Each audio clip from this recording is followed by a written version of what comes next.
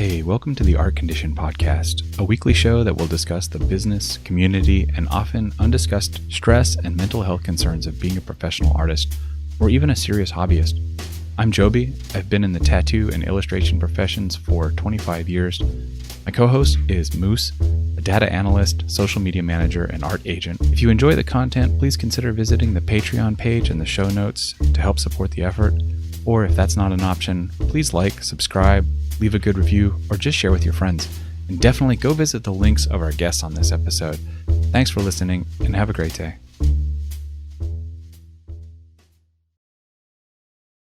This week, we talked to Paul Canavan. Paul is an incredible artist with a wide range of experiences in the industry of game design. Having been illustrator, concept artist, and art director, he has a broad perspective and a lot of insight for the aspiring professional artist. We talk a lot about mentorship and what it means to him to help less experienced artists find their way, and what the contents of his upcoming formal mentorship program will be. We talk about his experience as an art director, which is, as he calls it, an end game position in the art world, and he has a lot of wisdom to share from that experience for anyone who wants to know more about the professionalism and the fun of working in the game industry. Lastly, we discuss how his career experiences have led him to branch out on his own to develop a new intellectual property that he calls Pale Tides, a gritty gothic horror RPG. And of course, no Art Condition podcast would be complete without a small bit of time spent talking pricing. How to not let yourself be taken advantage of, and what fair compensation actually means for an artist. So without any more delay, here's the interview. Hit the record button. Hello. Welcome, Mr. Paul Canavan. Thank you so much for being here. This is an incredible joy. We are very honored to have you. We hope that you have as much fun as we know that we are going to be. Moose. Thanks, buddy. How are you?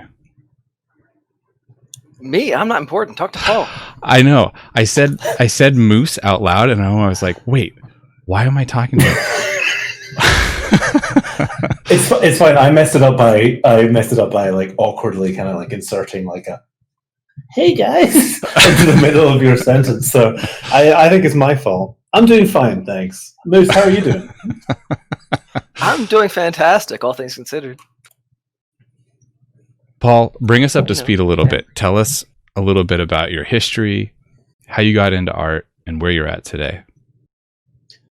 Oh, wow. Just the whole story. Well, my name is Paul. I'm an artist who works on Magic the Gathering and D&D and Warhammer and other nerdy things. I'm also an art director. I've art directed a lot of cinematics for games like Destiny 2 and other ones, Guild Wars 2, League of Legends, I don't know, loads of stuff. And I've been working in games and stuff for like 14 years now. How did I get into art? Well, I don't know. I don't have a very exciting story. I kind of always drew. Classic child. I was always kind of like a creative kid, I guess. You know, I used to draw and write. I loved making stories. I loved creating games, forcing my sister to play like role-playing games set in like original settings and all this kind of stuff. And I guess like my whole kind of path has just been like an interest in creativity in general rather than like specifically art. Like I got really into mapping back in the Quake days, and I got really into sort of painting digitally once I realized that was a thing. I went to animation school because I was a cocky child who thought he knew how to draw already, which is hilarious because I'm a terrible draftsman. Excuse me, I was even worse then. But yeah, I studied 2D animation for 4 years, and very rapidly learned that I hated it. I didn't hate it. I'm very lazy, and I realized that drawing 1,000 things is not as fun as drawing one thing. And so I guess through that, I graduated college, and I was like, you know what, video games are the thing. That's the only thing I care about. Why the heck am I not like? Because I did the classic, emerge from university or college, kind of blinking and like trying to work out what I wanted to do. I was like, I'm going to be a video editor, a professional drummer because I play drums. Obviously, or I guess I could do art. And then at some point, my brain was just like, art's the one you like, games are the one you like. Go and do that. So I did. That's my story. I can go into more detail about anything there. That was a very kind of broad overview, but pretty much that's what happened. I have a couple. For start. I have a couple of tangential questions. I'll try and make them not too big of a diversion. You said that you're a terrible draftsman. Yes, I'm not a very good drawer. Yeah, and it's always interesting to me when people make that distinction, or they have that distinction, and it's not so much that like it's so amazing that people would not draw as well as they paint, or vice versa. Because I feel like I'm a far superior draftsman than I am painter. So what is it that you think that gets you to one place or the other sooner than another one? Yeah, it's a good question. I think from my perspective, it's like a kind of fundamental laziness. When it comes to art, my approach has always just been kind of throw stuff at the canvas, be it digital or real, until something emerges. I think when I was young, I was really, really inspired by quite chaotic art. I loved futurism, cubism. I loved kind of impressionism and post-impressionism, and I liked stuff that was like a bit more kind of visceral and thrown together. And like going in with a pencil and drawing, detailed anything, or being particularly great at anatomy, any of those things kind of never really clicked with me for whatever reason. If I'm sketching, if I'm doing subway sketches or something, which I don't do, but for some reason I've chosen that as an example. Like if you looked at my sketchbook next to someone else's, mine's like, pencil kind of rough shapes and forms, because I need to make a bunch of mess to start to see what it is that I'm trying to do. So I think that's what I mean by not being a pretty great draftsman. I just always kind of gravitated towards a slightly more chaotic art approach. And I still have that now. I mean, if you ever look at my sketches for magic work, it is, honestly, it's mostly indecipherable. I have to do like a whole cleanup pass to give those sketches to my art directors. So I think that would be the distinction for me. I'm not a great drawer, but I can bring something together. I can bring an image together in like hopefully quite a fun way, maybe. Yeah, this might be an odd follow-up to that, but like looking back, would you do it? Do you think that there would be some advantage to doing it, or to spending more time on developing draftsmanship skills? Because I don't know, one thing that you sometimes will hear artists say to beginners is that it's like really important to like know the fundamentals of drawing first, and have like a really strong grasp on that. You managed to skirt past that. So if you're talking to beginners about these kinds of things, what are your thoughts on that?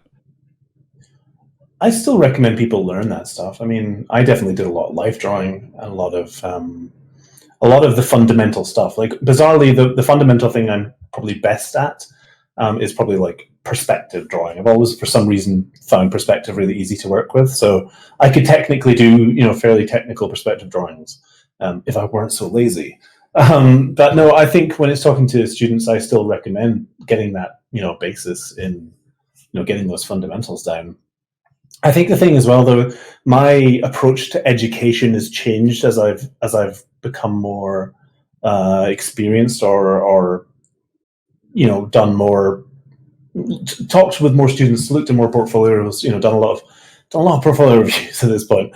And I think my advice usually, and this is getting a bit tangential right now, so I'll apologize, but no worries. Just to kind of finish the point, my advice is pretty much always like, do the fundamentals, but no matter what, just do whatever it is you enjoy.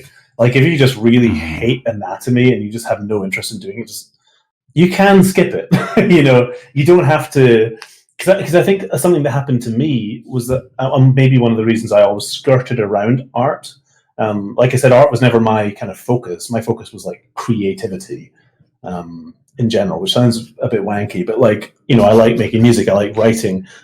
Drawing was fine. To me, it's just another form of communication, and I still feel that way. Like, drawing is probably the way I'm most comfortable communicating outside of this, like talking. I'm, reasonable at orating, I guess. But yeah, I think if you're not interested in a specific thing, like I was, like you can get through it, and if you are put off by that, it's not the end of the world. If you don't like drawing cars, and you really hate perspective, like, try and stick at it for a bit, come back to it every year, but like, do your own thing. Yeah, you have to be having fun. Having fun is a crucial part of anything. And there's always, when people ask me, how do I get better at drawing or how do I get better at art, I have a lot of like very dry, like kind of like rote repetitive exercises that I like to recommend, but then like always underscore that with like, hey, draw the fucking robots and the dragons and all the stuff that you enjoyed drawing as much as possible. And just do this as like warm-up exercises or something, because if you just did this, you're just going to hate it. Anyway, speaking of teaching, you're... Yes. We wanted to have you on here in part because we knew that you were launching a mentorship soon. So we wanted to ask you some questions about what mentorships were. And first off, like, what distinguishes a mentorship from like the free learning materials that you can find online, like Control Paint or what other YouTube videos you can find? Yeah, that's a good question. I mean, in terms of mentorships, that's something I'm definitely looking to do next year on a very limited scale. But to me, I think a mentorship just kind of adds in that personal element that doesn't really exist in a tutorial. You can, if you want to get good at using 3D in a landscape setting or whatever, or doing like illustrations using 3D and 2D, go and pick up Eitan Zana's tutorials and you'll learn how he does that.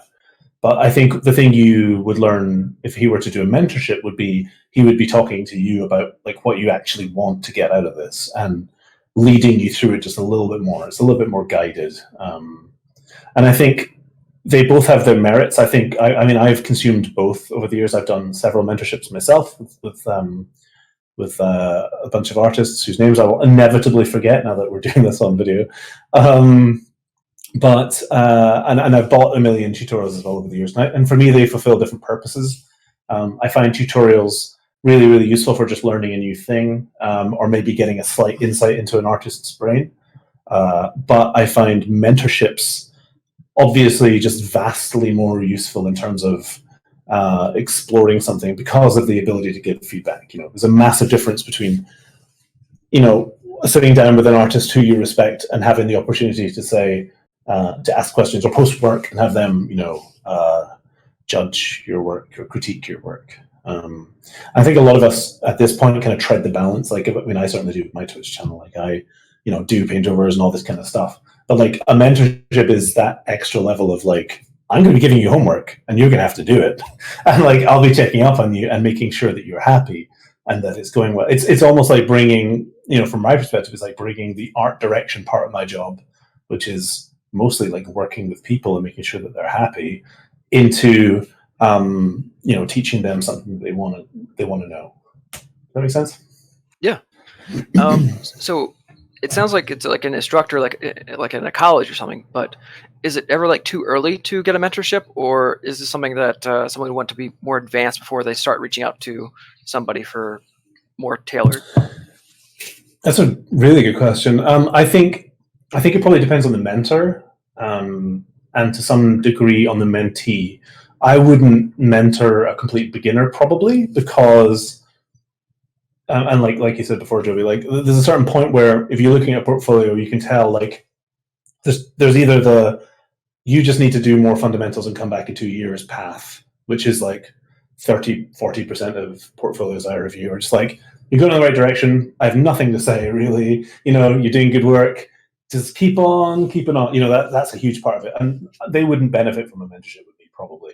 To like people who are maybe starting to set their sights on clients maybe that they like to work for, or they have like work in their portfolio, but they're not quite sure, what to put in there or where they're going with that. That's for me, that would be the kind of people I'd look for. But other mentors maybe are better at fundamentals, for example, like Matt Core does Control Paint. I mean, that's going to do a lot for you, but it's still not going to be the same as sitting down with like a Glenn Vilpu or like a Proco or someone who's like a really, really talented artist at one thing who could probably take you on for like 12 weeks and be like, turn you into a life drawing master. I couldn't do that because, like I said, my fundamentals are all over the shop. So I think it's like a personal thing. I think it depends on the mentor and a little bit on the mentee as well. So in your case, what kind of a person would you like to mentor? I mean, for me, it's pretty broad, honestly. The kind of people I'll be looking for will be people who've been doing this for a couple of years at least, like who have a portfolio, right? And I know that sounds like a low barrier, but you'd be amazed how many people apply for jobs who don't have portfolios and who like try and get portfolio reviews when they don't have portfolios. Both of these things have happened to me. Someone comes up and is like, "Can I have a portfolio review?" And you're like, "Yeah, of course." And they sit down, they've got like one drawing and or they've got like one painting and like 10 drawings. And you're like, okay, well, this is not necessarily useful. So for me, it's someone who probably, like many of the people in our sort of community, our sort of joint community, I guess, have been doing art for a bit. They know they want to make it their career, because that's important. Like being dedicated to wanting it to be your career, I think helps a lot. But that's kind of it for me. Honestly, like I've been lucky enough to work in, I've been a concept artist for many years, I've been an illustrator for many years, and I've been an art director as well. So I feel comfortable taking on a lot of different types of artists, I guess. And yeah, so does that answer? Like quite a range of artists, to be honest. But it definitely like there's a level of a beginner artist where I would feel bad charging them for advice that they could get anywhere else, So like, I think people who are wanting to get a mentorship with me specifically would be people who would like to work on Magic: The Gathering or work in video games as a concept artist or anything like that. I feel like I can offer a lot. It starts to feel like an advert for myself though, which feels weird. So I try and give a lot of this away for free because I like helping people. That's perfectly fine. Hyping your own awesome stuff is very acceptable. I am wondering though, about what you said about so I don't mean to laugh at them, but just for whatever reason, it is hard to say it with a straight face. Like getting a portfolio review without a portfolio or asking for a job oh my God, without a portfolio. So but it makes me wonder if there is even a place for, maybe mentor isn't the right word, but for a guide that can help people in that position to just be like, okay, here's some things that you need to build up to. Like, just like, right now you're kind of like at a very beginner status. Here's some things you need to start getting into place. And then here are some things that you can do to start working those things in. Or do you think that that's just sort of like, that's going to come by way of interacting with peers and stuff anyway? No, I think that's good. And I think that's something that can be done via a tutorial. And actually, like, to continue the pimpage, that is something I'm planning. I've always wanted to do a how to be an artist video, like a full-on, like, look, here's the basics. Here's the stuff you need to know about, how to build a portfolio, like how to choose what you want to do. And I think I always struggled a little bit to find that, like, where does that end and where do mentorships begin? So it's still something I'm kind of working out, but I think most of that can be done through tutorials, stuff like that. Because honestly, most of that stuff's just like, how to send an email. That's like a 10-minute video, right? Include the person's name. Don't say someone else's name. Don't say someone else's company, because I've had those millions of times. Include some art. That's good. That's all kind of basic stuff that I definitely think people should have access to, because I'm sure it's the same for you. A lot of the questions I get asked are like how to price things, how to talk to people about pricing, like how to, I get buddies a lot who will just be like, hey, I need to send this email I'm going to apply for this job. What should I say? And my response is, I'll obviously help them, but like often I just say, look, I spent like 5 years trying to figure this out. Honestly, just try stuff. It's, like all of these skills to me are exactly the same as developing your art skills, learning how to send an email to a client, learning how to express your personality in an email, learning how much of your personality to put into an email is stuff that, is very individual. But I think like a few guidelines can definitely help for sure. Yeah, the last week we had Sam Fraser on, and that was all about that. So anybody that wants to know more about that, episode number 16, go back and listen to all of that. But anyway. I love Sam. Sam is a beautiful creature. He was brilliant. Yes, God bless him. So you mentioned prices, so that segues into this part. What's the price of a mentorship? I know I saw Evan Amundsen, his is like $700, and I've seen others for $300, and that's more like a beginner level. So what's like a normal range for a mentorship? That's a good question.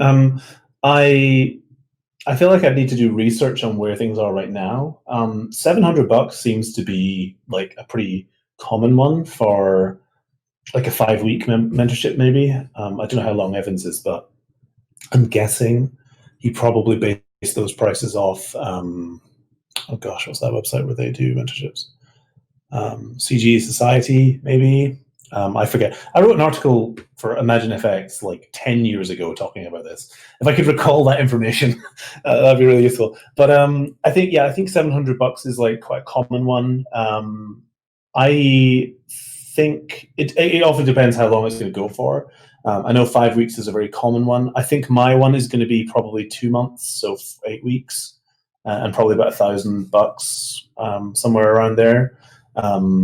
But I think a lot of it just depends on what you're planning to cover, because at least the way I've been kind of going about it, I feel like the more targeted and the more kind of you plan to, the more interactive you plan it to be, the more you can probably charge. Because I think a way we commonly do this, and certainly the way I will do this, is I'll be breaking down my time, to like, if I'm spending an hour a week reviewing your work, that's an hour of my time, which costs blah.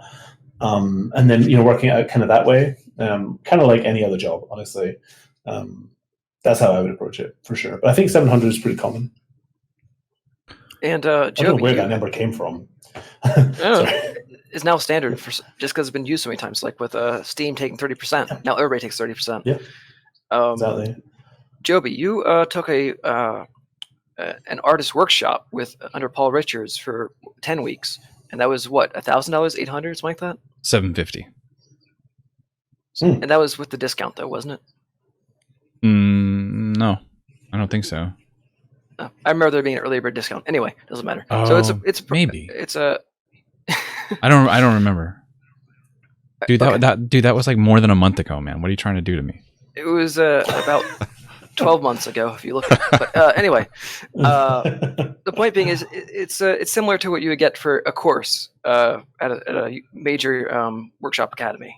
So yeah, I think it's kind of, it lives in that wheelhouse. And at a certain point, a lot of this stuff comes down to like pure financials and how to sell stuff, because like it's probably worked out that like 700, 750 is like just a good number where people aren't so intimidated that they would be if it was 1,000, so maybe it's something to do with that. But I feel like a good mentorship should kind of act like a course. The mentorships I've done, I did a mentorship with David Long at Blizzard on map painting, and that was like 5 weeks long or something like that, and I think that was about 700. And that that was a full course. That was like here are your introductory videos to map painting. Here's your homework. I'll review your homework. It's all the stuff we're talking about. And my approach as an artist has always been kind of anytime I could afford to do one of these things, I would do it, because I've always kind of associated just knowledge and spending money on courses with value, even if it meant I'm often poor and living off tins of beans, which has happened many times in my art career.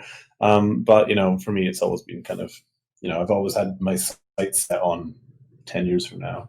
Yeah, and if anybody is listening that is hearing a number like, $750, $1,000, or God forbid you get a mentorship with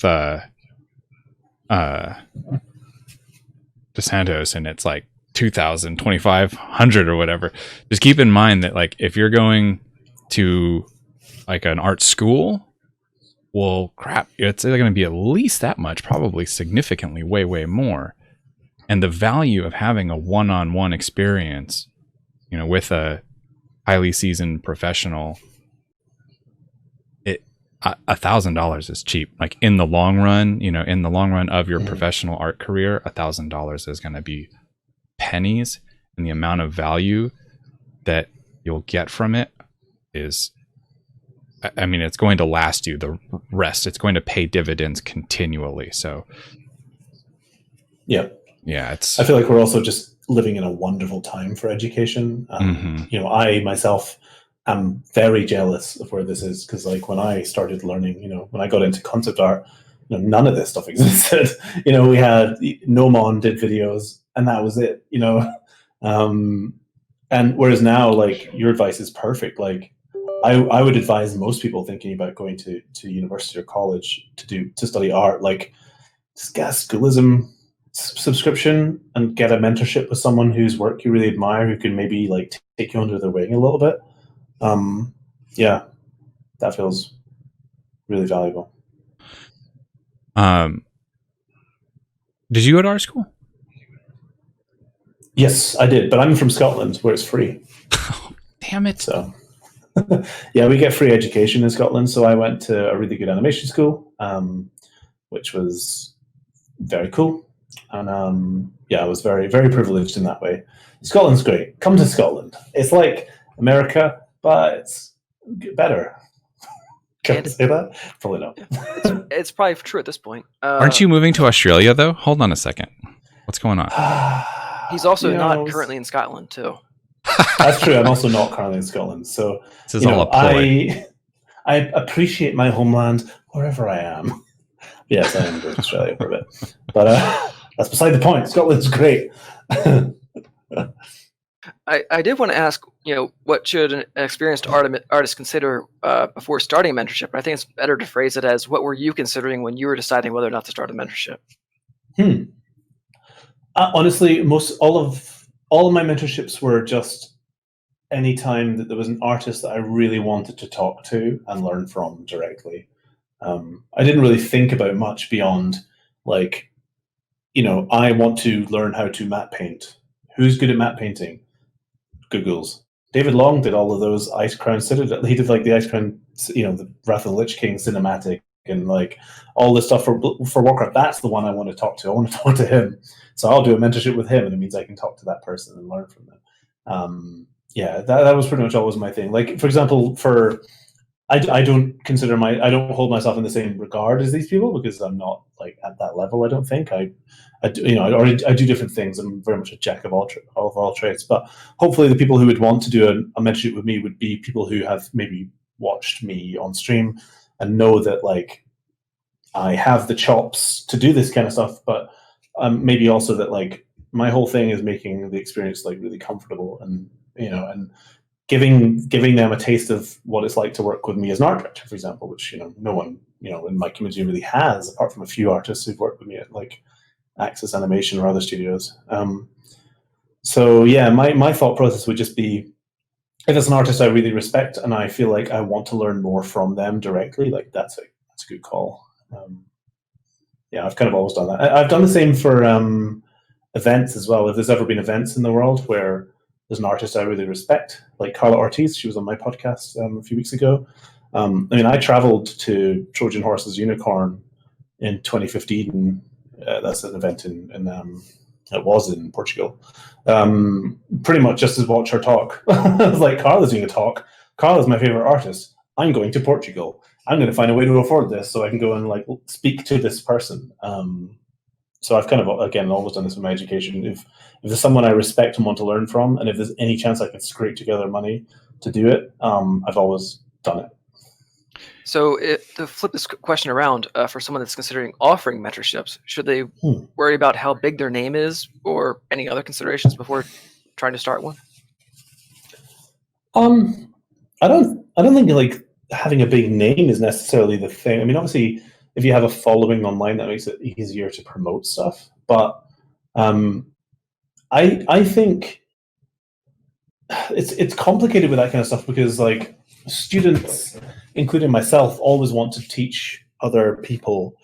It's more like, are you comfortable teaching, and do you feel that you can offer value to people? And I feel like that should be the consideration. And maybe if you find that hard to judge, you should speak to friends about that and ask them honestly, like, I'm thinking about doing this. Do you, and talking through and trying to work out exactly what the value proposition is. Because like for me, I've thought about doing mentorships before, but it's only now that I'm like 14 years into my career that I'm like, okay, now I feel like I could actually take someone from this point to this point. Like I feel like I can see that journey now. So yeah, I think if you're thinking about offering mentorships and you don't have a big following or anything, that's fine. But so long as your work is really good and you're like a good educator, I guess. I probably think I'm a better educator than artist in many ways because I like talking to people and helping people. And there's certain things that I find comfortable that maybe other people don't. Like I find paintovers or critique really comfortable because I've done it for ages. Yeah. You're very good at it. Not to butter you up or anything, but it's worth noting again to people listening in the future that might be considering something like this. You have a very soft touch, and you can make somebody feel great about their art while still breaking it down. I was going to say tearing it apart, but that's we'll say while tearing them to shreds. Yeah, we'll say breaking it down into the fundamentals, like where things might have gotten off course, and helping them get back. You leave them better than you found them, which is, I think, a critical part of giving a really good critique. Do you foresee your mentorships being like strictly based in technicals, or will there also be space for a finding your way sort of thing? Like what do you ultimately want to get out of art, or what do you want to focus on? What's going to be the right area for you? Honestly, the latter massively, because I feel like anytime I do a portfolio review, a huge part of it is talking to the person and getting into their brain a little bit and making sure that they're going in the right direction, for themselves as much as anything. So I think, rough structure for mentorships for me is going to be kind of like I do when I do the portfolio reviews on stream. It's just like, what do you like? What do you want to do? It's like a bunch of questions up front to kind of gauge, like, who are you? What are you interested in? Okay, now show me your art. And that's usually the bit where you're like, I want to be a concept artist in games, and I want to do this. And you're like, okay, now show me your portfolio. I love doing that, like the reveal thing, because you get the conversation initially to set up the expectation of like, okay, so this is going to involve concept art. And then you get the portfolio and it's like, there's no concept art there. And you're like, okay. And that's when, for me, for mentorships, a big part of it is going to be that. It's going to be like, all right, let me teach you what you need to have in your portfolio. And let's start taking what you have and twisting it in the right direction and creating new art because my goal basically, if people are trying to work out what my ideas for mentorship are for myself, is taking an artist from the point where they start, where they've got a portfolio that has whatever in it, and coming out of it with a portfolio that they can start pitching to jobs, like actively pitching at jobs. Mm-hmm.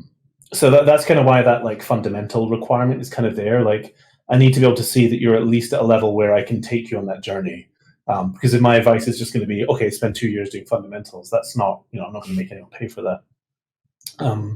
But yeah, it's a combination. It's technical stuff to some extent, but honestly, I think most of the technical stuff is best done through trial and error. I prefer to say, let's sit down for the first session and figure out what you actually want to do in your heart of hearts. What is it you actually want to do? And then, okay, let's make a plan for how we're going to do this. These are the pieces you're going to have in your portfolio by the end of this. We're going to establish this right now. You're going to have 2 character pieces. We're going to do breakdowns for those. We're going to do 2 environment pieces. We're going to do breakdowns for those. And at the end of 10 weeks or whatever, however long it is, that's what you're going to have in your portfolio. Now I'm going to help you get there, basically. That's kind of the way I would like to structure it, I think. So it's very much technical, but also personal. Because that's how I work in studio as well. If I'm working on a cinematic, my role as an art director on cinematics is very much like being the guy who comes in at the start with the director, establishes what the thing looks like, does all the concept art up front, or like a lot of concept art up front, and then the rest of the project is like talking to the team to help them achieve that, right? It's like, how do we make this in CG, at a Pixar quality? So my job is very much sitting down with artists, sitting down with lighting artists and being like, these are the concepts for the scene, how do you feel about that? How do we help you get there? And it's the same throughout the process, pretty much. So we brought you on for a lot of different reasons, for a lot of different topics. But before we change gears, do you have any questions, further ones for Mentorship, Joby? My hope is that Paul will be on many, many, many times. Oh boy. You're never leaving. No, but in seriousness, it's a yes, but I could go all day. So yeah, let's talk about some art director stuff. Oh boy.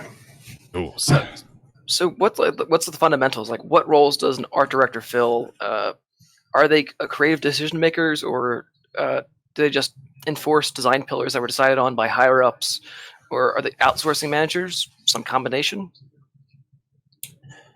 Yeah, some combination, really. Art director, like many roles in the industry, which I'm using to include like any entertainment product, really. The role kind of changes depending on where you are. AAA, AA, indie, publishing. Art directors are completely different in all those roles. Just like producers, on a game are completely different from producers on a film. For the most part, at least in my experience, art directors usually are in charge of helping to establish the vision for a project with the higher up folk. And I'll give you some examples in a minute, but just as a kind of overview, establishing the art, what thing look like? Step 1, what thing look like? Step 2, how we make thing. Step 3, telling team how to make thing. Step 4, helping team make thing. That's kind of like the art director process for most projects that I've worked on. To give you some specific examples, art direction in an indie studio, I was working kind of as an art director / concept artist, because often the two cross over. Not all art directors are 2D artists. The role in video games doesn't actually require you all the time to be an artist. Some art directors are technical artists, who are just really good at 3D or shaders and shit like that, but are maybe good at leading, because those leadership qualities come in, throughout. In every facet of this job, leadership is important, being able to talk. But yeah, in an indie studio, my job would be very much like working with the kind of higher ups to establish how we do this thing for this game. Like, what does it look like? What are the references? What are other games that do similar things? How do we do this? Working this out in a little group, and then going to the rest of the team, doing the concept art, maybe bringing on another concept artist if you can afford to, which you usually can't in AAA or in single A. You know what I mean? And then, my role would switch to kind of like design and all that sort of stuff. Whereas in AAA, especially in cinematics, my role there is very much like, again, establishing that look at the start, but then usually bringing on concept artists to work with me to produce work, which is appropriate, to lead the team through the production. So it's kind of a mixed bag of usually concept skills, either visual or just like being able to think of stuff, being able to direct people, being able to help people and show them, be able to stand up in a boardroom in front of like 5 key people in the project and then 5 people who aren't on the project, and like express to them why your vision for the project is the right one. Which can mean loads of different things. I mean, I worked on like a Legacy of Kain game, one of the millions of cancelled Legacy of Kain games. And that was one of those, like, we're going to be pitching this to publisher. They don't know anything about games. They just know the IP, and they want to make sure that, you know, they get their investment or whatever it is.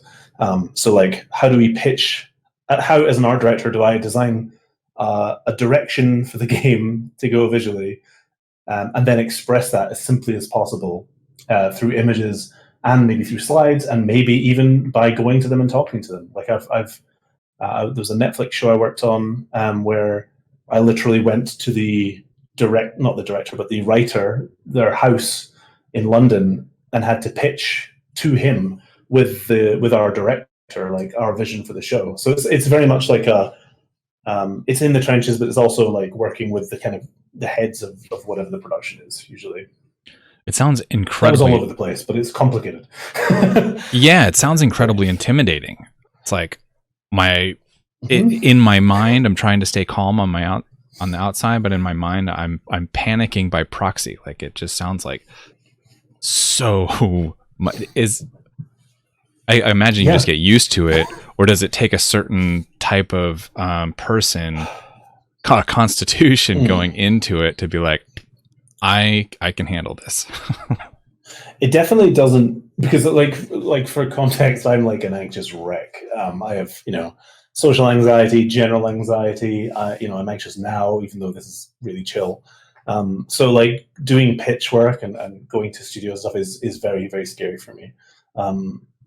So it is very scary. And I will say that having done, you know, 6 AAA cinematics or something like that, or something like that, however many, I'm always as nervous pretty much throughout production. The one thing that you do get more comfortable with, or at least that I get more comfortable with, is reminding myself that my vision is good, which took a long time, and a lot of like working on smaller projects and taking them to finish. So like, for example, I kind of cut my teeth, so to speak, in the indie game space. I was a concept artist at Blazing Griffin, which is a small company in Edinburgh. And you know, I worked on some small mobile titles, and that's where I kind of started to assume more of a director role, because the only reason really is just because I was the 2D artist who could do lots of stuff, right?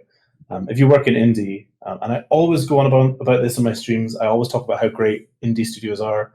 Carl and I talked about it as well. Like, in an indie studio, there usually isn't the budget to have like a big art team. You might not even have a 3D art team. It really depends where you are.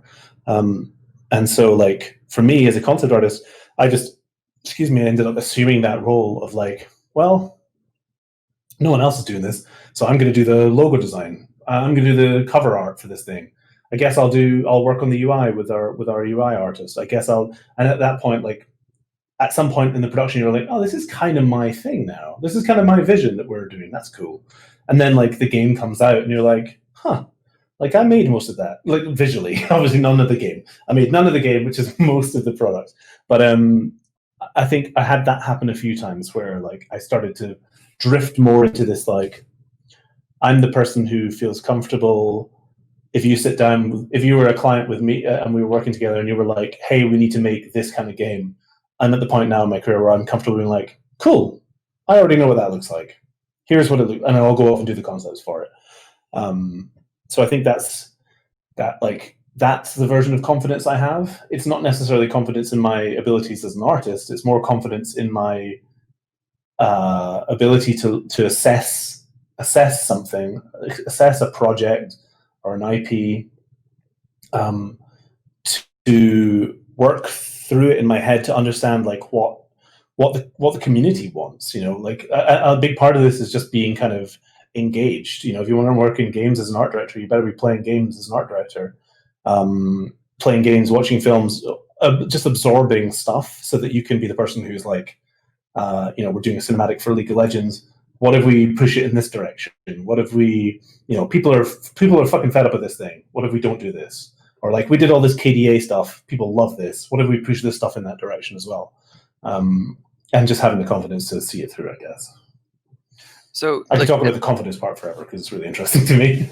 Yeah, we can get right back to it because I do have a follow-up to it. But someone in chat mentioned, would creative vision artist be like a good title for an early on art director role?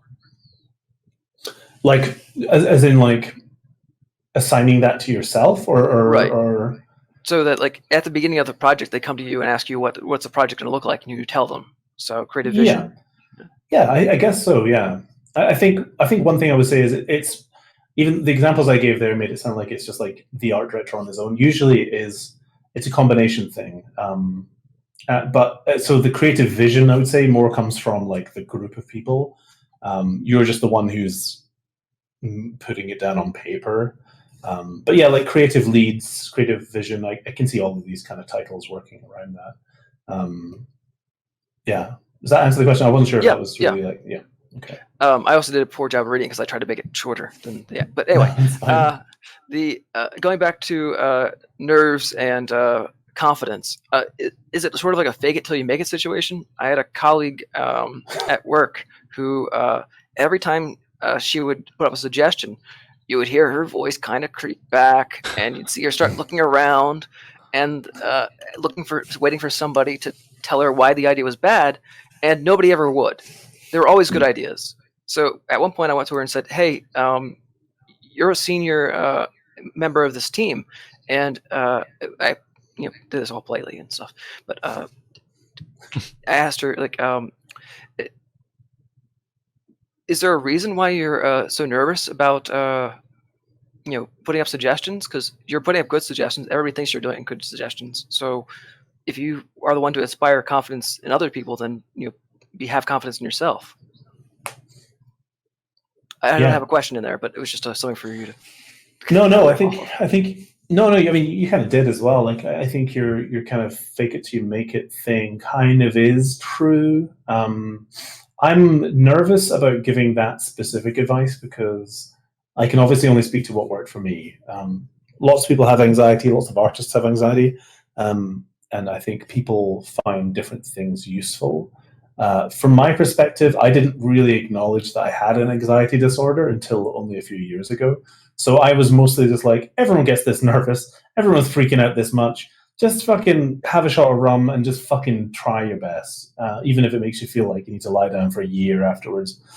So I did kind of just force myself into those situations when I could. I think when it comes to AAA side, then yes, you need that confidence because, oh my God, at that point, I don't even know the budgets of most of the cinematics I worked on, but we're talking, tens, hundreds of thousands to make a big AAA cinematic for a project. So like that is the ultimate test, I would say. It was the biggest test I've ever done for sure. I'm not working on any cinematics right now because best believe I'm taking a break. But that is the ultimate, like I was saying before, like I know that my vision is good, but this is the job where I have to remind myself of that every 10 minutes because I cannot falter on this stuff. Like I can't sit down, we working in cinematics, at an animation company, we're playing examples of what we're working on. We're doing weekly reviews with like the founders of the company, the people who've been there since day one. We're being picked apart in a good way. Like we're being constantly critiqued because you're working on like Magic the Gathering cinematics. You're working on League of Legends. You're working on like the biggest IPs in the world. Blizzard stuff. We worked on Heroes of the Storm and all this kind of stuff. And so it's the most, from my perspective, and other people may not have felt the same way because maybe they weren't as anxious as I was. It's the most grueling thing I've ever had to do to sit in a beautiful indoor theater, because of course we had like huge screens everywhere, and sit down with concept art that I've done along with a director who I probably know but maybe don't know very well, and be like, this is good. Like, because that's pretty much what the process is. It's like, sitting down with them and saying like, here are my concepts for this. Let me explain why this is good. And then if they're like, why did you do this? You have to justify it. you have to talk to them, you have to work through, and they're lovely. Access are like one of the nicest companies I've ever worked with, but it's a very scary experience. So I think a little bit of that fake it till you make it thing is important. You definitely need to be able to. I mean, one thing I'll say, I'm bouncing around these topics, but one thing I will say is you're not going to be an art director until you've put in a lot of time into the industry. You know, it is one of those kind of end game jobs, right? So you have time to develop those skills. If you really want to be an art director, you have 5-10 years to develop those skills. And the skills that will help you are going to be communication, learning how to be calm under pressure if you can, and just learning who you are as an artist as well, because the way I act when I'm on stream, or when I'm on this call, is just how I am. Like I just try and be myself mostly, and I try and be thoughtful and friendly and nice. And I do the same in my job. And like, you need that time to learn, like, what does that mean in the studio? Because there's one thing having someone assign you an illustration for a book, and you give them a sketch and they go, yeah. And then you give them a final and they're like, yeah. That process is so different to like working on a cinematic, which maybe the whole thing comes together in 3 months. You know, they're fast, really fast. They're really expensive, and there's a lot of amazing brains working on that thing. So yeah, it's a different experience. I'm wondering if you've alluded to it, you know, throughout that, maybe to focus directly on the concept of imposter syndrome for a minute, because you know that's something that artists that's a universal maybe for. I would love to meet the artist that has successfully fully conquered their imposter syndrome, or maybe I wouldn't. Because you wouldn't. Yeah, they'd be a huge asshole, right? All right, take that back. But with that in mind, and also remembering what you just said, you know, that art director is end game stuff. We're not going there tomorrow, you know, as a newcomer to, you know, this industry or whatever. But are there lessons in that for, you know, newer artists? You know, what are some things that you would say to artists who aren't quite at that level yet, but are dealing with this in themselves? You know, what are some sort of like, you know, practical, functional things that people can do? What are things that people can start doing tomorrow to help cultivating a healthier relationship with their imposter syndrome? Oh, geez.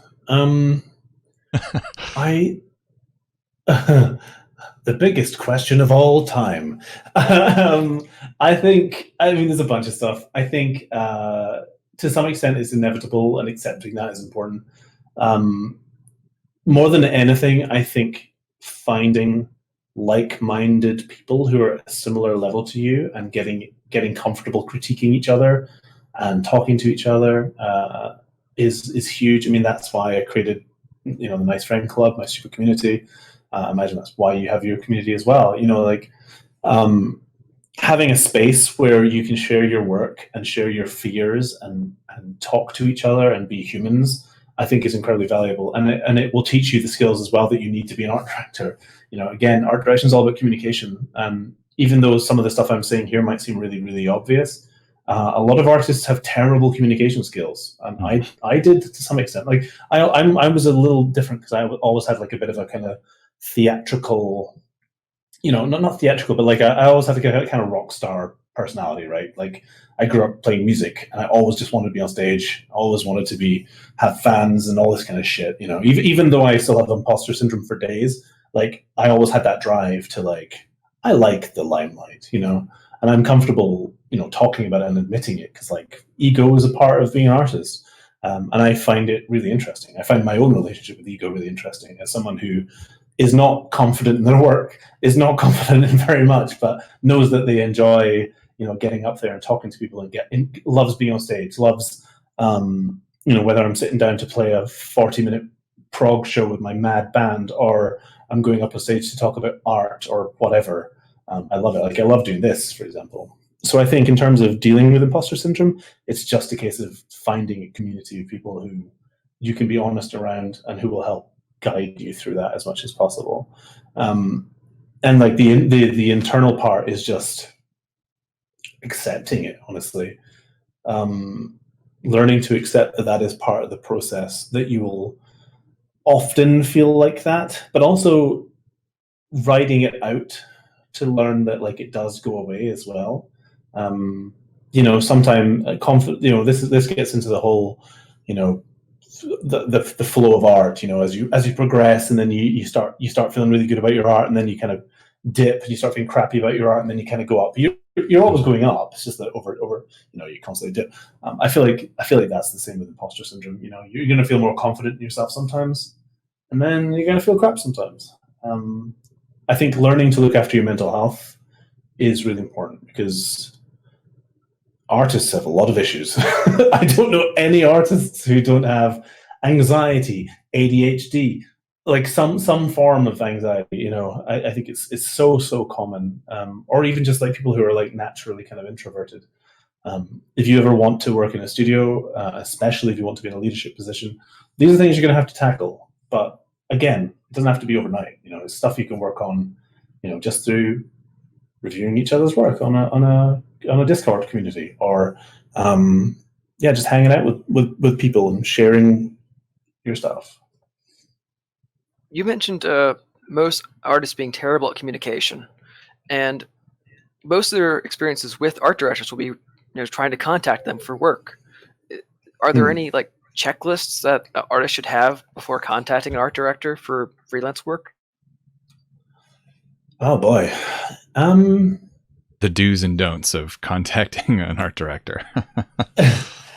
Yeah, that's one thing I'm not even sure about. I mean, I'll talk about it, but I don't know if I know the do's and don'ts necessarily, because I have very rarely contacted art directors. The reason being, they're really busy, and unless someone is putting out like a message to say they want to look for people, I generally don't. I wouldn't want to I have a complicated relationship with this, because the times that I have contacted art directors directly, one was Kate Irwin from Wizards when I wanted to work on D&D, and one was my art director on Warhammer stuff. And both times I had an in, and that was the only way I felt confident or comfortable doing that. Like I was able to say like, hey, my partner worked with you on this, or someone such and such came up, or I heard that you're hiring for this, and I just wanted to say that I feel like I'm at that point. And both of those times I was very confident in my ability to do the job. And this is definitely a tangent. We can talk about that as well if you'd like to, like how to know when you're ready to get hired for a job, because that's obviously like a whole thing. Yeah. But both of those times I was very confident that like I was like, I'm ready for D&D now. Like I probably thought I was ready for it 10 years ago, and I was completely wrong. But like now I really think I am. And I've worked on Magic. Like now I'm comfortable sending that email. You absolutely can email art directors, and I know some people do advise that you do. And that's why I'm kind of unsure about this, because like maybe I was just being, overly tentative about it. More often than not, I would, if a company was hiring, I would send an email to their art drop or to their, through the usual communication methods, and maybe mention the art director in the email. But I very rarely have directly emailed an art director. Now, people do. I apologize if this is a bit all over the place, because like again, it's not something I'm necessarily comfortable with, because I'm just not sure. I do get emailed about jobs sometimes, and like I certainly don't mind. So yeah, grain of salt on that one, or pinch of salt with that one. You heard it here, folks. First, Paul loves to get emails asking for jobs. I honestly, I really don't mind. I find it quite flattering. But I will say that like art directors on Magic or something like that, or like a big project like that, where they are maybe working on 400 commissions over the course of like 2 months, or 200 commissions. Someone's messaging my Discord. They should stop. Someone who's doing that, like the chance of them reading your email is so small, and and it won't necessarily be great. great time to do it. Even when I'm working on Magic, I very rarely email my art directors.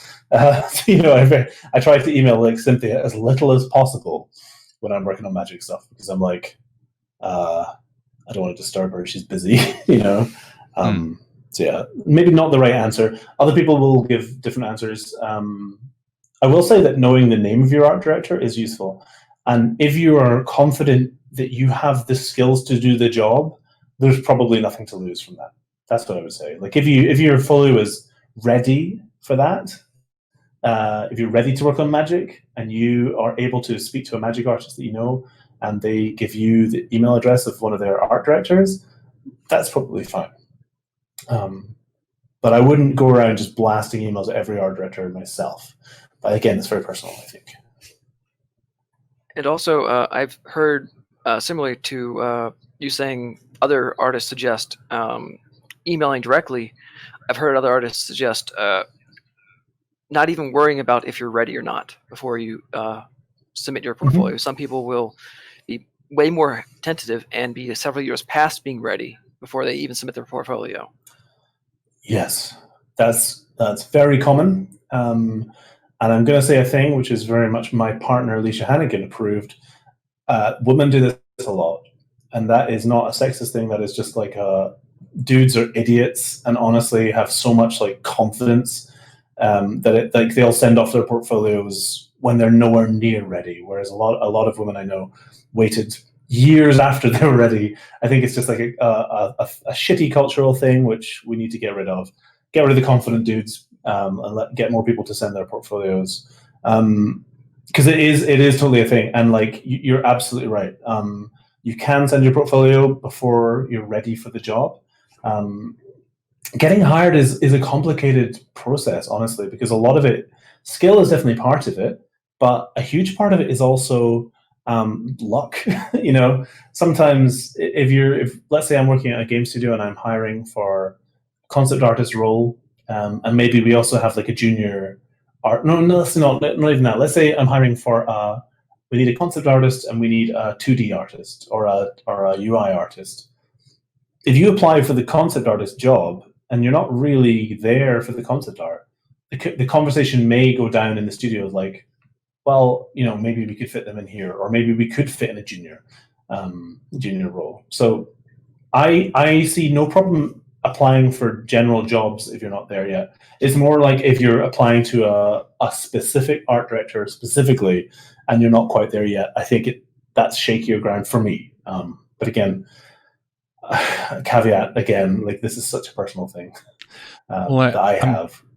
I'm curious about that because you said that you haven't actually emailed art directors very much, but you've worked for, the list of top of the mountain jobs that you've been on, speaking from the perspective of somebody that's like looking at like these heights that they want to reach. How do you get those? How have you gone about getting those jobs if you haven't been talking to art directors very much? Or maybe I misunderstood what you were saying. No, I don't think so. It's a combination of things. A lot of the time it's recommendations from people I know or people I've worked with. That's a huge thing. That's one of the reasons I always tell people more than anything to just be nice, just be polite and be nice to work with if you can. A lot of the time, like for example, when I started out, a lot of my jobs, a couple of jobs came from my friend Ben Andrews. He's like senior at CD Projekt now, but at the time he was working for a indie studio in Scotland, and he was just wrapping up, and we were just kind of friends online. And he was just like, "My mate Paul's available. Check out his work," and I basically slid into his seat when he left. And like a lot of my jobs have come around that way. In fact, I would say the vast majority. Most of my jobs come from either people seeing my work online, they see my Twitter or ArtStation or whatever. So that's where the kind of usefulness of growing your community, growing your social reach, and becoming comfortable, posting work online and talking to people becomes, important. Or they came through friends' recommendations, or me reaching out to friends as well. For example, if I've got a buddy let's say there's a project I want to work on. Chances are, if I feel like I'm ready for that thing, I'll shoot them a message and say, hey, by the way, I was thinking about applying for this. Do you have a contact?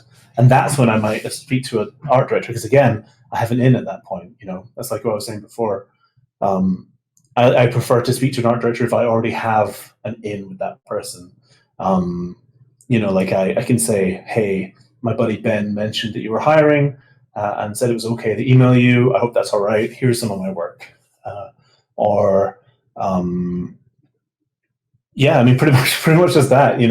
It's just utilizing your friends and expecting them to do the same as well. Like, if I've got buddies who are looking for a job and they message me and they're like, hey, I'd love to work on D&D. Do you have any suggestions? Which is the correct way to go about that, by the way. If you unless you're really good friends with someone, obviously. If we're like mates and you're like, hey, I really want to work on D&D, I'll give you some advice. But if your folio feels like perfect for D&D, chances are I might email Kate or someone and just be like, by the way, I've done this with a couple of friends who are, more than at that level, and I just want to see them working on that thing. Yeah, sorry, I went all over the place with that one. No. Yeah. You definitely you took us there for sure. In the chat, there's a good question. I think it speaks to how much you can have on your plate, and you're talking about being an art director and how much you'll be doing there. And my impression is that even outside of your roles as an art director, you stay pretty busy. So Don Lee is asking, how do you manage your work/art time and time to care for yourself? I don't. Uh-oh. I think that's the answer to that one. I'm very bad at caring for myself. I've always been a hard worker, mainly because I gain a lot of pleasure from making stuff. I'm very bad at sitting still. I'm very bad at not creating things, and it's only gotten worse over time. It's only gotten worse as I've learned to do more stuff. So I'm like, oh wow, now I can do 3D. I could make a film in 3D, and my brain works at 1,000,000 miles a minute. I do have ADD, for one thing. That is absolutely a thing, diagnosed. So my brain does naturally bounce around between things. But yeah, I've always, for example, when I was art directing those projects, I was also working on freelance outside. And in fact, throughout my entire career, anytime I've had a day job in a studio, I've always been freelancing as well at night. Wow. To varying degrees, I would say. I've burnt out a few times in my career, and I will almost certainly die within a year or two. But until then, I'm enjoying the ride. I do try and be better at, my main stuff I've done over the years. I've fallen off the last couple of years just because of complexities in existence. But going to the gym was I used to be a big gym rat. That was kind of one of my ways to essentially meditate through moving metal bars around. And I would, do yoga. I used to do yoga, stuff like that. So I find ways to fit that stuff around. But for me, I'm just happiest when I'm creating stuff. Whether I don't need that much downtime. I'm the kind of person I get up really early. Well, not really early. I get up at 7 or 8 a.m. That's my time. Make a pot of coffee, sit down, and I'm like, it's time to make some shit. And I'm probably making this sound really cool and something aspirational, but it's not always. I do burn out sometimes, and I've had periods in my life where I've just not been able to create anything because I've been so tired. So it's not something I recommend, but it just for whatever reason seems to be something that my brain can do or yearns to do. It doesn't so it's maybe sound a personal thing and not something I would recommend. No, and it doesn't sound like you're glorifying the workaholic ethic, and not even that I'm calling you a workaholic, but there is maybe some lessons. I think that's probably okay. Well, at least you said it. Not wait, I did say that's it. Fair. So maybe then there are some lessons there on the other side of that. What have you done in the past to recuperate and recover from burnout? Like knowing that burnout is a real risk. It's going to happen to more people than it should, but it's going to happen. What do you do to bounce back from it? Honestly, I think, I am a big advocate for exercise and for just getting out when you can. Again, I used to be much better at this, but finding ways to get moving and go for walks, and finding other forms of entertainment, creatively, wow, or otherwise, that don't require you to be in front of your computer, for example. So, for example, one of my projects, the Pale Tides, the kind of main project I've been working on the last few years, kind of sprung up because I was quite burnt out at the time, and I wanted to create a project that wasn't an art project. And the way that worked out for me was I found kind of the perfect balance, because it tapped into my need to create stuff. Because there's no point in me trying to not do that. There's no point in me trying to turn my brain off. I cannot have a holiday. I'm not the kind of person who can just switch off and chill out and play video games all the time. I'll last about 5 hours. I'll play WoW for 5 hours, and then I'll have come up with a new idea for a film I want to direct. And I'll start casually scribbling down notes in my journal for this film that I'm going to make, or whatever it is. So I kind of accepted that that's not ever going to go away from me. So finding myself a project that wasn't art driven actually turned out to be really good for that, because it let me kind of get around the burnout, because I was able to go out. I went out for walks every day. I'd walk to a coffee shop and sit down and have a big ass cup of coffee and just start making notes and writing. And it was all writing based and game design based. And for me, that ended up being my version of a holiday, which I know sounds ridiculous, but the workaholics holiday is just a different kind of work. That did it for me. But in general, I love just going for walks. I love seeing friends. I love playing video games. Playing music was a big one for me for many years. Anytime I was getting burnt out on art, I would just switch focus to pushing my music stuff more. Just getting out and about. One thing I did want to say, though, that kind of bounces off this, I find this topic really, really interesting, and it's one that is literally impossible to talk about on Twitter, as you may have seen. Twitter discourse has become difficult to navigate at best. I don't know what you're talking about. Art Twitter. Art Twitter is an absolute disaster. But one thing I will say, and it's something I feel the need to reiterate every now and then, that while I definitely recommend people really look after themselves and really take care of themselves on this journey, and again, make friends and make sure your friends know when you're doing too much and when you're hurting yourself, you do also have to work really hard in this industry. And the reason I'm saying this is that I think sometimes that message gets a little bit lost, because while I don't recommend burning out at all, and I don't recommend necessarily taking the same path I did exactly, I would definitely do it the same way again, because I probably got where I am now because of some of that. And I think as a community, we are very scared of admitting that sometimes you do have to work really hard to get where you want to be in life, and that's not necessarily a bad thing, so long as you're taking care of yourself along the way. Just as the crunch discussion in video games is really interesting to me and to anyone who works in video games, because most of us have had positive experiences with crunch at some point. It's just a very difficult thing to discuss online, especially with a lot of people who've probably never worked in a studio before. And I'm happy to talk about any of this stuff. I just wanted to kind of put it out there, don't burn yourself out. Take care of yourself. Lift weights, go for walks, meet up with your friends, but also do accept that you probably will have to work pretty hard, and it's probably going to suck for a few years, because building a career in art takes ages and it's really hard. It's one of those things where it takes an insider perspective to really be able to talk about it. And so much of the conversation that happens on Twitter is from people that just don't know what they're talking about.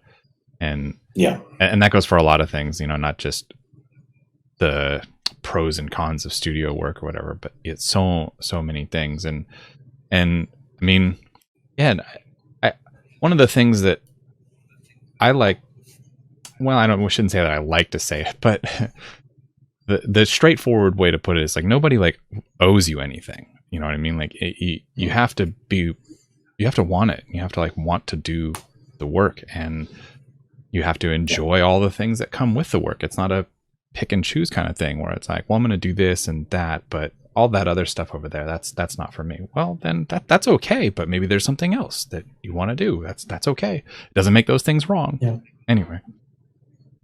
Yeah, 100%. It is difficult to talk about, but I think it is important. And the way you said that is perfect. Like that is 100% the thing. I think it's just good to occasionally remind people and to be honest about it. I try and be as honest as I can about my experience and like where I think it went wrong, but also like the positives that came out of it, and we're in a little bit of a tricky situation right now where expressing that stuff, it's easier for me because I'm a white dude. So like I have more privilege than anyone in the world. I can say most of this stuff on Twitter without a hate mob. And thus that's what I do. That's why I try to say this stuff, because like, Lord knows, a lot of my friends have tried to say similar things before. Similar lukewarm takes, like, you got to work hard to get a job, and just been eviscerated for it. So, And simple things like, you got to charge enough to live on, and people take offense to that. What? Yeah, exactly. It's a whole thing. Anyway, sorry. I didn't fully start to appreciate that not everybody on the internet who gives out an opinion is actually worth listening to. I didn't understand that until I was like 25. Well, I mean, like, again, I can go off into tangent time with this stuff for days, but like, we are living it's the first time, I guess, in our lives or like in human lives where everyone has had a podium on which they can stand and everyone can be listened to. And it turns out that's not necessarily good all the time. Sometimes it's good, sometimes it's bad. And often it's bad, it turns out. Go ahead. Oh, I don't know. I was just going to say like 145 characters, or I don't know, maybe did they bump it up? What are we at now? 200 characters on Twitter? Anyway, it's a terrible way to try and express yourself, and especially like when it's a complex concept. And when you are seeing opinions on the internet, it's important to take note of the fact that anybody can put their opinion on the internet. It's just it's the ultimate megaphone. It's an opinion with a universal adapter. You can plug it in anywhere and everywhere, and everybody can see it. And so everything has to be taken with a grain of salt. That's why we do this, and that's why we want to talk to people like you, because this is where we can get a little bit closer. Not that your word is law, but we can get a little bit closer to the truth through conversations like this. But anyway, hey, thanks for listening. We continue this conversation in part 2. You can get there immediately by clicking the thumbnail image on the bottom left of this video, and don't forget to hit subscribe. Have a great day.